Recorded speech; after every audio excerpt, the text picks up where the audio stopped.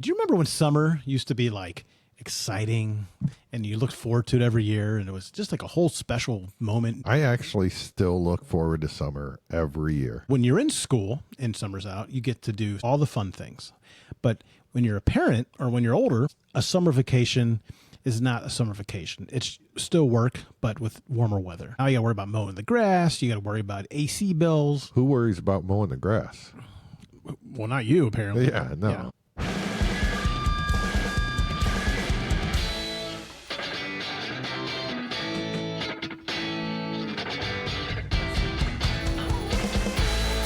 And welcome to the Barggianos podcast. My name is Chuck. I am your hostess with the leastest, and with me, as always, Matt. Ooh, Matt's getting hit in the face with some beer back action there. What's up, brother?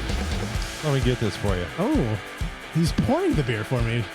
You know, they got passenger princess. You're like the co-host princess. Oh, okay.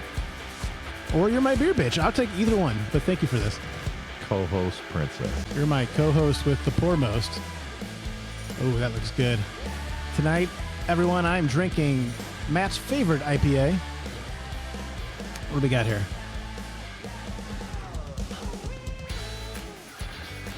We got an Elysian Space Dust. Oh, man, that's a hell of a pour. You know, every time I try to pour into a glass on this show, I always end up spilling it over the bar. That's perfection. It is perfection. I even put some paper towels behind the camera for you. I thought we might mess that up, but Yeah. God bless you. I thought the paper towels behind the camera were for something else. It is. It is. Oh, okay. Yeah. Later in the show. Stick with us. You'll Coming up, see. folks. Coming up. Oh, my goodness. So what's up, brother? You want to start the show off the right way here? Yeah. All right.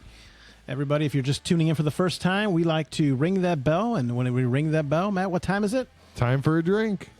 Cheers. Ooh. Oh, that's so good. I've been doing some IPAs during the week. It's a bad habit to get into. That is. What IPAs are fine, but you can't drink a ton. You can ask Hammer this one. He went through this, and we had this discussion one time where Who? Hammer. Oh, okay. You know the Hammer. If you drink these like full time, Yeah. it's hard to do. But what I do is I drink like one on like a Wednesday night, maybe with a bag of popcorn, instead of drinking 3 Bud Lights or, not that popcorn. Oh, yeah. Okay. I was confused. No, it's all good. So I thought maybe you made popcorn on Wednesday and there were some leftovers. you're drinking a lovely Corona tonight. Always. I love it. You know what it reminds me of, Matt? What's it remind you of? Corona. Corona reminds me of summer. Because you know what? Summer is here. It's like Mexico. That's where you take your vacations. Yes, exactly. But no, summer is here. And do you remember when summer used to be like exciting and you looked forward to it every year and it was just like a whole special moment, meaning to it? I actually still look forward to summer every year, even though it's no different for me because I still go to work. Yep. I look forward to summer, and I think it's because kids are out. Well, I think when the kids are younger or when you're in school and summer's out, you get to do all the fun things.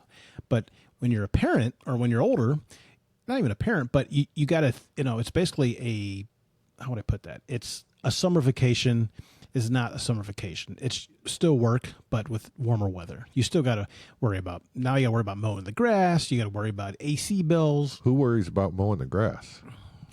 Well, not you, apparently. Yeah, no. No. I pay for that. Yes. Well, I do have a slave now. His name is my son. But yeah, but the point is, it's all these things that when you're younger, Yeah. I got a kid that I don't think he even knows what day it is right now. Ever since they've been left out, he's been spending the night at people's houses. He's picking up, I'm going to pick up my friend. I'm going to go here and we're going to go get some food. I mean, nonstop. I'm like, last night, true story, I dropped my son off tonight. Youngest or oldest? My oldest son. Okay. I dropped him off. We picked up like a soccer medal, like a trophy thing at the park. And I was driving to him. And I'm taking him to his buddy's house tonight.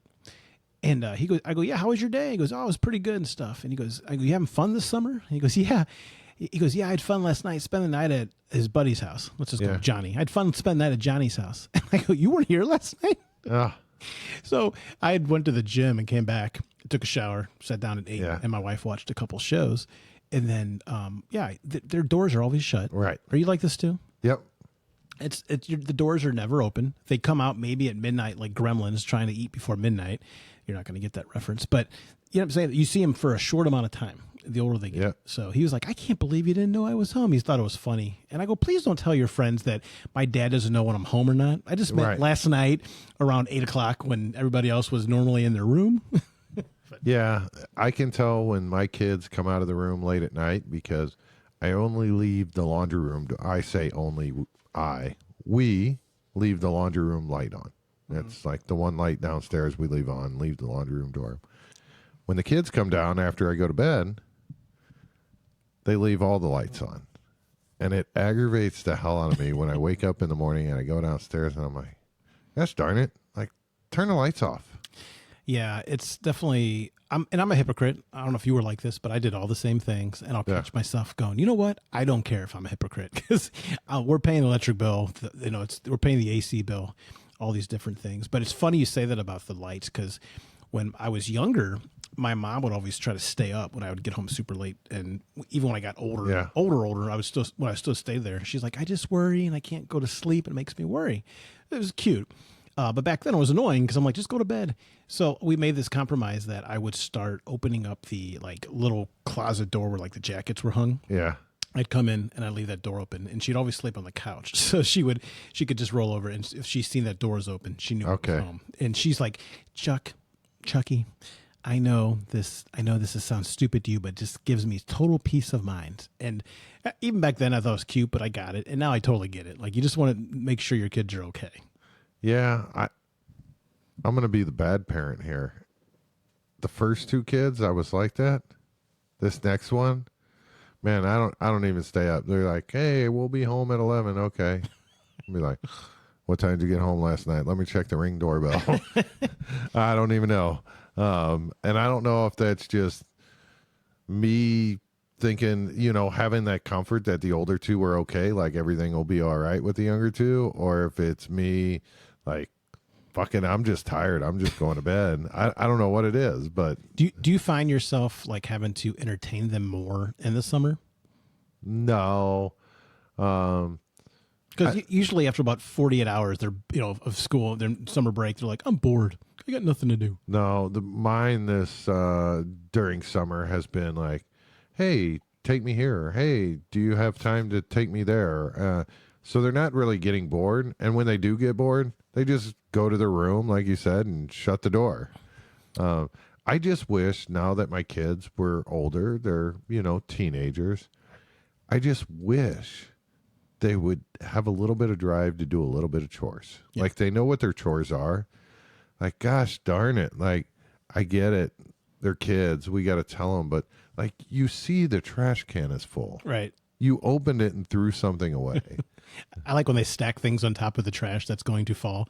Yeah. I'm like, you can, the trash can's like 15 feet from here. You can take it outside. You're more than welcome to.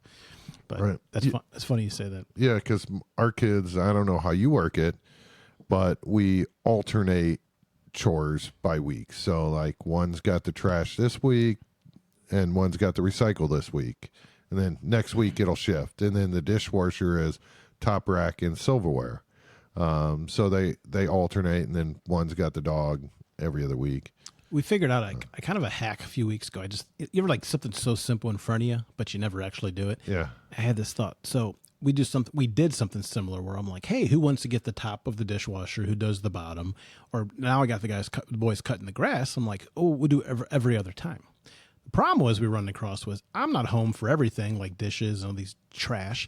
And they would say, I did it last time. Even if they weren't lying, which maybe they were to get out of it, I did it last time. So I came up with this idea of we're doing bi-monthly. Every other month you have that chore. So right now the one son's cutting the grass for the whole month. Okay. Can't bitch about it. Same for the dishes, the trash. So if I say, hey, this needs to be done, it solves the problem of saying, I did it. It's not my turn. I already did it. I'm like, is it June? Yeah. Because it is your turn. And I'm like, God, I haven't really reinforced this as far as tested this theory, but I'm like, that's got to work, right? That's why we moved to every week we alternated, because it didn't work every day or every other time. Yeah. Like that never worked. So that's why we went to every other week. Here are the chores. Here's, one person's chores, two person chores, but the problem we're running into now that they're getting older is, one's got the dog this week. Well, if she's running around with her friends for 2 days Yes. and the other one's at home, she's like, well, I took care of the dog for 2 days, and then the other one will complain when it's not her week. And, that's the only trouble I'm running into now.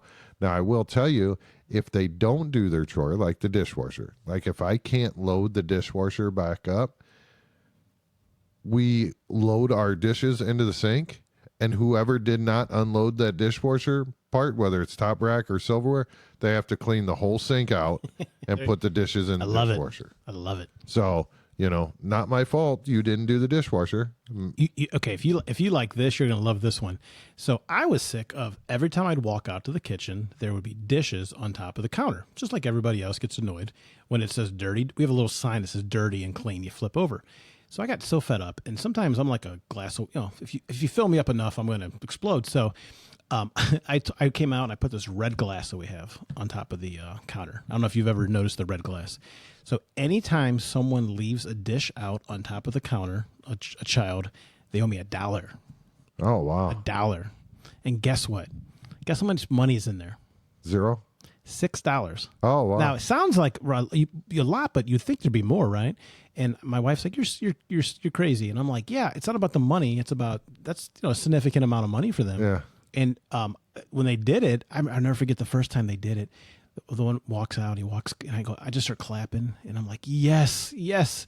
He's like, "What's going on?" He runs back out. I go, "I get $1." He goes, and he looked at me like I was, "You're not serious." And I go, "Oh yeah, I'm serious." So I made him go to his room, grab $1 bill, and he come slide it in there like it's a tip jar at Roxy's, and it's been working. And it's not about being smart or being sarcastic. Yeah. It's like it doesn't take a lot to do it.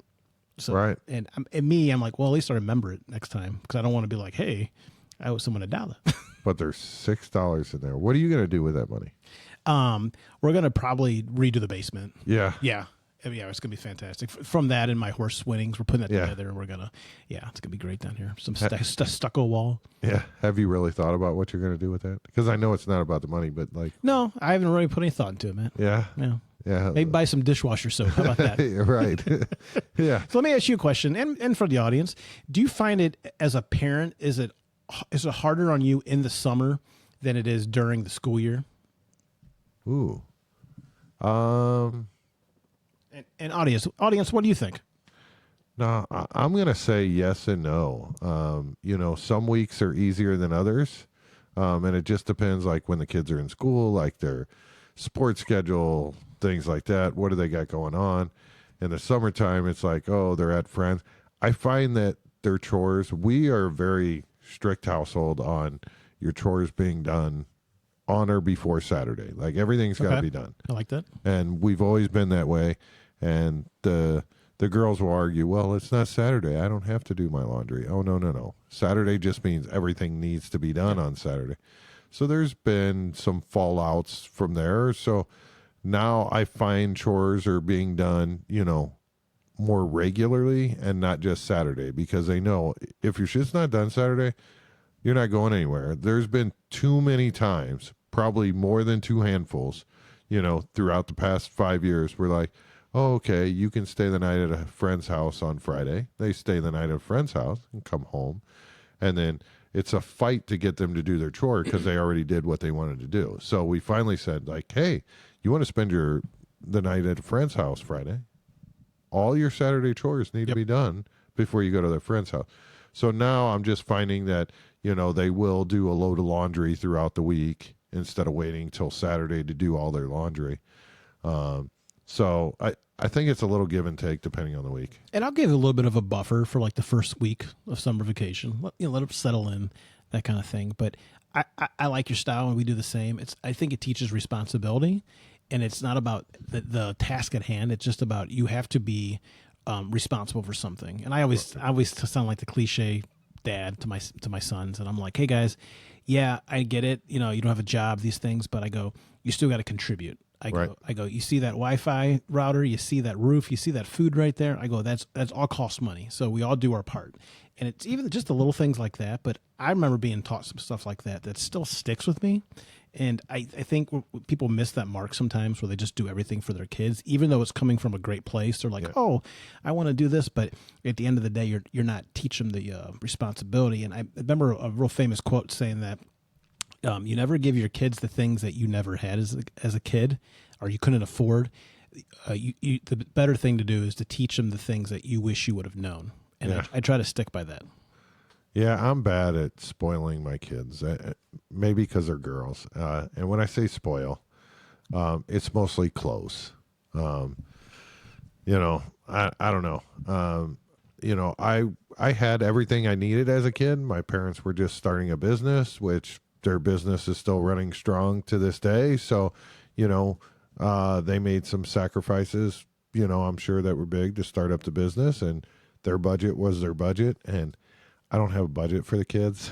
But you make a point, though. You have girls, I have boys, and that definitely is a different dynamic of, just being a dad, and you want to spoil a little bit more. Yeah, I say so. And, I would never, even if I cut my grass, and this is just me, I would never have my girls cut my grass. Now, Joel, we've had on the show plenty of times, he's like, oh, well, hell no, my girls are cutting my grass. His wife cut her grass and I think it's just, I wouldn't say beliefs, just what people want in life and their upbringing. I don't think there's any right or wrong, but that's just my perspective. And yeah, I think girls get spoiled a little bit more. Speaking of buying things, we were talking about summer. Yeah. I want to move on to summer jobs. Do you remember as a kid, like some of the greatest and the worst summer jobs you had? Like today, the summer jobs are a lot different. The opportunities are a lot more than there were when we were younger. For example, like mowing the grass, it's still there, but I want to say many kids do that.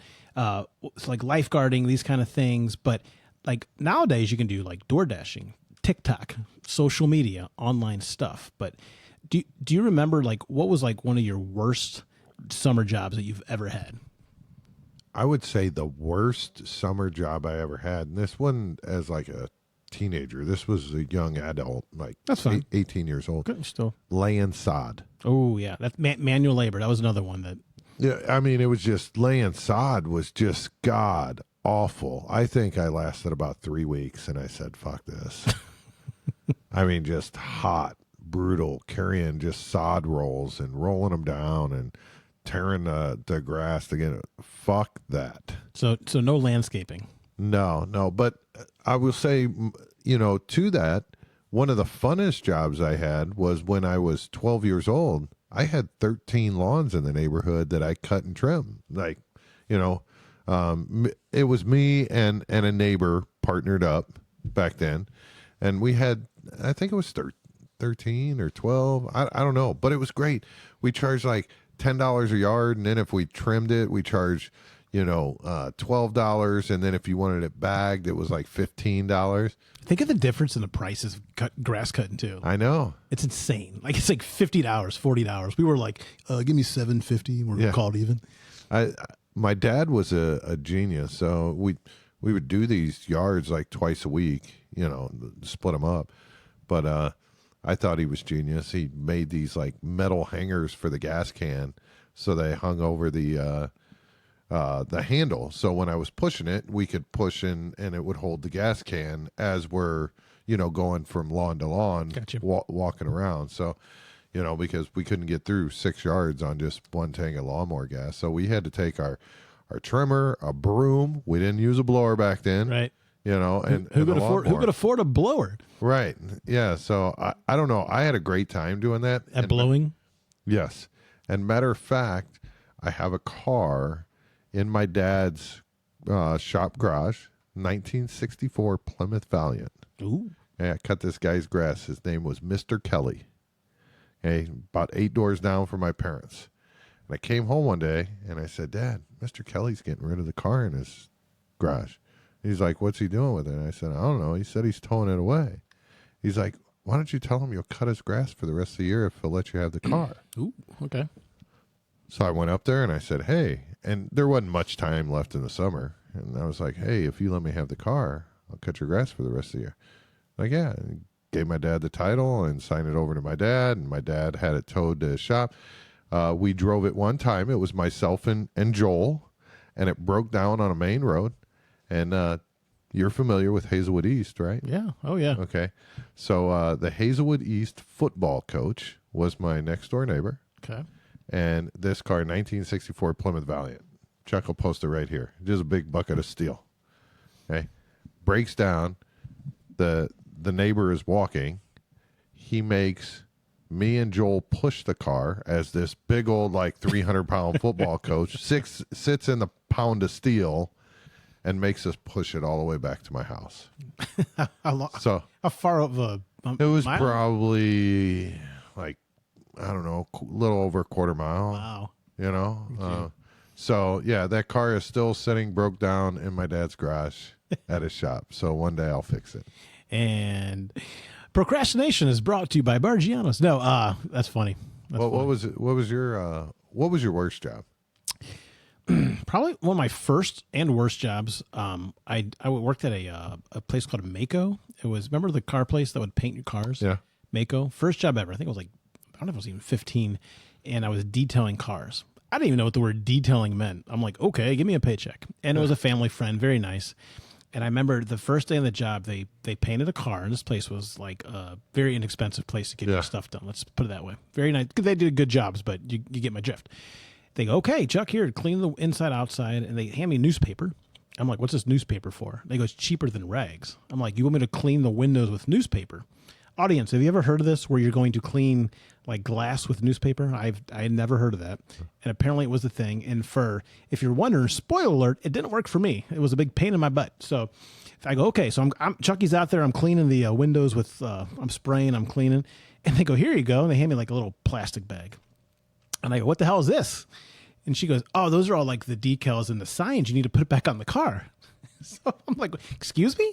So they, like you have like Ford or the model of the car. I wish I could remember the name. It was like a square 1989 Buick something, And I go, okay. And I go, how do you put on there? Oh, there's some super glue or whatever.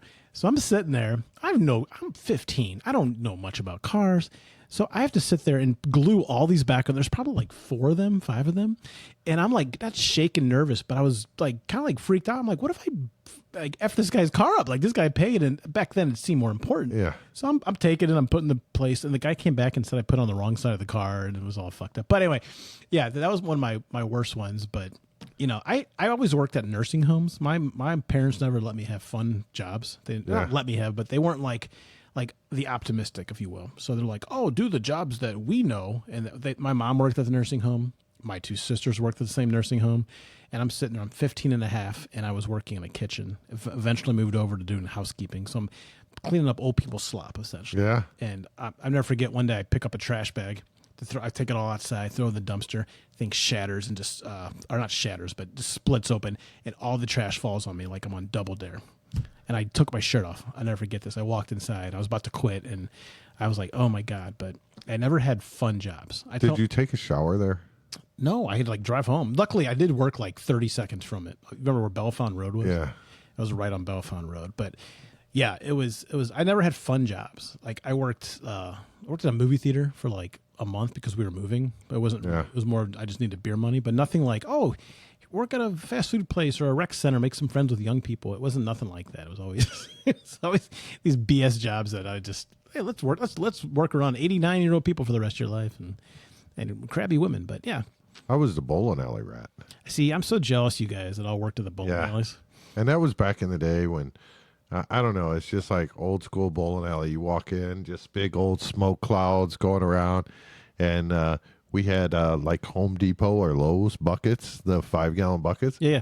And I mean, we just go around. We were true porters. We just empty ashtrays, put beer bottles in there. But to your point, taking trash out at the end of the night, could you imagine emptying the bowling alley's trash into the dumpster every night? Well, yes. You smell like beer and cigarettes. Like, it doesn't matter how hard you throw that bag in there. Like, something's getting on you. Like, you smell like shit. But I will give him props. God rest his soul. Walt Meyer. old boss up there, he was strict. Like, you were not standing behind the counter as a porter. Like, you better be walking up and down these 32 lanes for these 3 hours and emptying trash. Like, you can come up here and take a drink, but you are not standing behind this counter and jacking around. So, like, if he had to go to the bathroom, it was like a privilege. Oh, I get to work the counter. But other than that, you worked the weeknights and you were, perusing. And if the snack bar needed soda change, sometimes you'd have to go back there. Or if the bar needed more beer, I guess this was legal. I never even thought about this.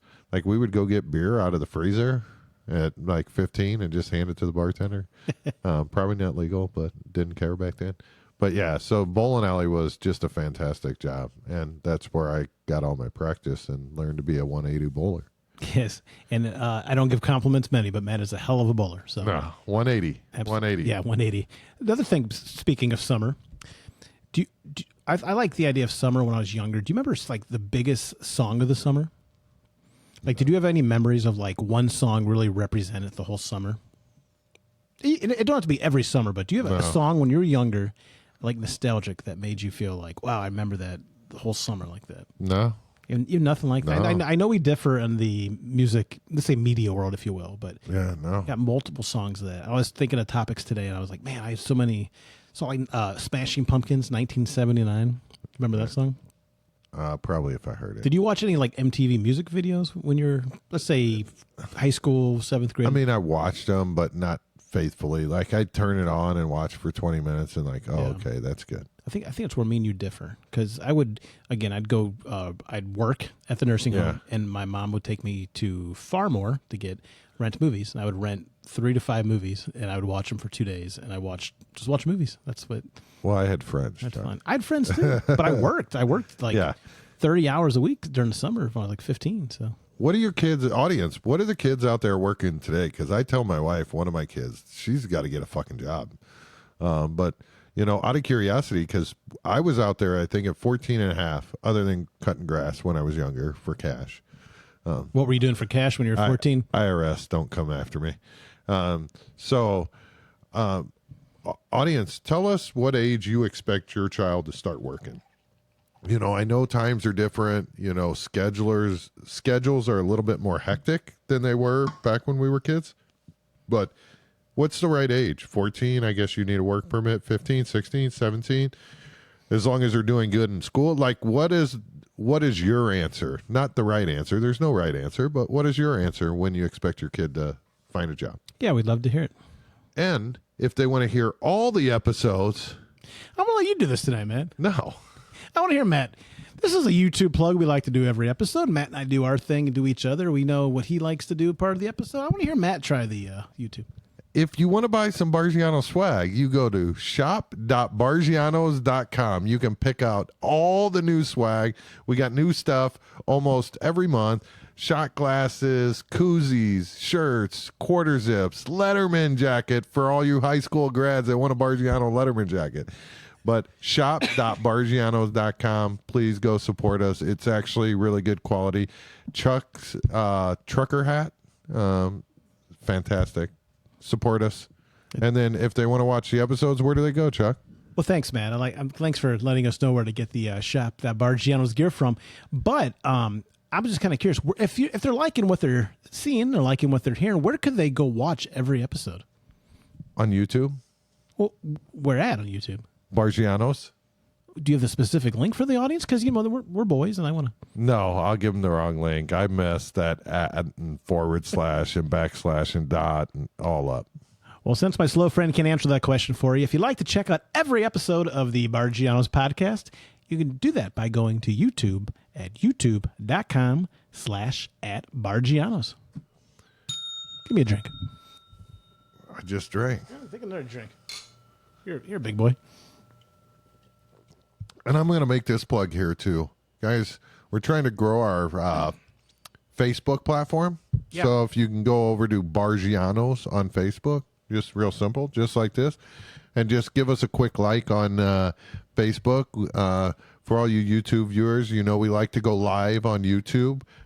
We need a little bit more viewers on Facebook to do the same, and we're going to try to go live on both platforms at the same time. So We'd like to have your support on both platforms if we can. So that's free. You don't have to buy anything from the shop.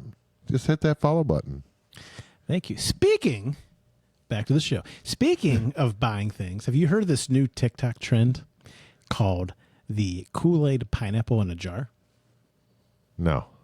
You've never heard of Kool-Aid Pineapple in a jar? No. Okay. Well, you're in luck because I'm going to explain it to you. Apparently, the new TikTok trend is people are getting pineapples. They're putting them inside of like a mason jar, and then they're putting Kool-Aid mix in there. And apparently it makes the pineapple change colors. It makes it obviously taste delicious, but it's really taken off. And people are selling these like on the streets anywhere from $10 to $25 for a jar of this Kool-Aid pineapple in a jar. The premium version is like they'll spike it, so they'll put like vodka or maybe some what's the rum the Malibu Yeah. Stuff like that. But it's taken off, and I've seen a few of these videos, and it really does look good. I was asking my wife about this today, about this trend. I said, "Hey, sweetheart, hey, beautiful, have you ever?" I was talking to you, beautiful. Have you ever heard of this trend for real, this pineapple thing? And she goes, "No," but she's like, "But let's do it." Like she goes, "That sounds great." And they also have them apparently with pickles. Okay, I can see that. See both ways like that. But I'm thinking Barggianos may need to be trying this new pineapple Kool-Aid. So I didn't know it was a trend. I am friends with one lady on Facebook who is a bartender at a North County bar. That's one of his 3 friends on Facebook. Yes, correct. She had a picture on Facebook, and it looked like a watermelon. But it turned out it was a pineapple with Kool-Aid. That was red. Wait, when you Kool-Aid. say picture, are you saying like a photograph, or I mean, serious, like a picture, like a porn picture? No, like a photograph. She took a picture of a pineapple that was red. Okay. But I thought it was a watermelon when I first looked at the picture. Gotcha. And so she was talking about this pineapple with Kool-Aid and why she hadn't tried it sooner. I just thought it was her being crazy because she posts some crazy drinks and stuff. So I was like, oh, yeah, and I just scrolled past it. I didn't know it was a trend. So my question to you, is this genius, or is this just another fad that's going to go by and no one's going to ever talk about it again? Man, so audience, my that's been with us for a while. I drink Corona on the show, and for my Saturday nights at Barggianos, I love my vodka, Mio, and water. Mm-hmm. So I would have to say, with the type of drinker or beverage that I enjoy, I would enjoy Kool-Aid and pineapple soaked in vodka. But I think that's almost like a moonshine. I think moonshine's that's more made raw, if you will. I think this reminds me more of like a really extreme jungle juice we used to make. Or jungle juice, or don't people make like infused fruit anyway? Like they just soak it in alcohol and then they take the fruit out on a boat or whatever and eat the fruit. Maybe it'd be good for that. Maybe we can just soak the fruit and not just eat the pineapple. I love pineapple. Well, I know you like upside down pineapple, but I don't know if you like the fruit pineapple. It's true. Everything is true. You just said. Okay. So I guess you got me thinking about this pineapple. Are you just drinking the liquids in it, or are you eating the pineapple? Because the pineapple's inside the jar. I don't know. I haven't seen the trend. See, would you see? I don't think I researched deep enough to this. Yeah. Now, audience, what do you think? Is it, if you're getting this pineapple, Kool-Aid pineapple in a jar, are you just only drinking the juice that's coming out of it, or are you eating the pineapple as well? Let us know. Because I think if you eat that pineapple, you're going to be like drinking a worm out of a tequila bottle. You're going to be feeling pretty damn good. No, I'll tell you, when I went to Mother's Day, had a festival right up the street. I forget what it was called. But there was a tent that I was very intrigued and almost bought an impulse buy. Very similar to what you're talking about, but different fruits and spices in jars, mason jars, that they were selling. And they had it for different liquors. Like, hey, this would be good for tequila. This would be good for gin. This would be good for rum. And I talked to the guy, and you put it in there, and it was almost like some were like, I'll say fermented fruit. Like it looked like an orange slice that was aged a little bit. But he said you put it in there for like 2 to 3 days, and then you strain it out, and then you mix it with your favorite mix. Okay. So it's It's not directly going into the fruit. It's doing more. My wife did that with, I think we might have discussed this, but Skittles. Okay. She took Skittles and just pretty much put a bottle of vodka. Hold on for the old school. I think you still got it in here. What? Hold on. Okay. Cue the Jeopardy music. I don't think we have that in there. I think we threw it away. Oh. No? Did you? Yeah. So what we did for the audience, my wife did, she found this online. This was years ago. I thought it was a couple years ago. But she took Skittles and then she threw them inside of like a vodka bottle. I think she even got like her own separate bottles to make it look fun. Yeah. And it never really did what you think it would do. Like it would soak in there or it looked like diluted, like almost dirty, if you will. Like it was still colorful, but when you tasted it wasn't like super sweet. It didn't get you drunk. Like it didn't do it. And you anticipated for what it to do. But let me ask the audience, do you guys have any kind of fun things like you do with like fruits or candies, anything you pour some booze into that maybe summer tradition, if you will? So what I was looking for, Chuck, is your bottle of Zima. So. Hey, stay right here. Oh, you got it somewhere else. Stay right here. All right. I don't got a bottle, but I got something else. My foot's stuck. I'll get you a bottle of Zima. Oh, okay. Good enough. Here's your bottle of Zima. Here, audience. Okay, so when I was young and dumb, now I'm old and smart. Okay, so when I was young and dumb, this was a drink we would enjoy to have. You bring up the Skittles, and we would drop a Jolly Rancher in the Zima. Yes. And we would drink Zima with Jolly Ranchers. So, when Chuck asked the audience a question, did you do anything like this? My answer would be Zima. Yes, absolutely. I don't even remember what that tastes like, but maybe if I can find a malt beverage.